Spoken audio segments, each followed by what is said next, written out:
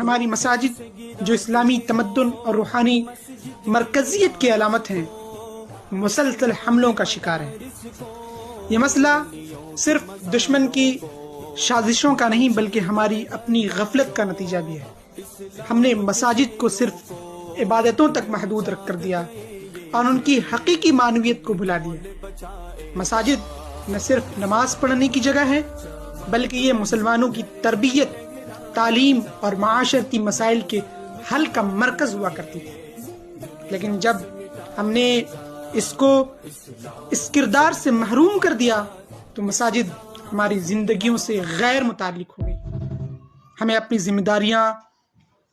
ذمہ داریوں کا احساس کرنا ہوگا، اپنی نسلوں کو مساجد سے جوڑنا ہوگا، مساجد کو دوبارہ علم، حکمت، اتحاد کے مراکز بنانے ہوں گے۔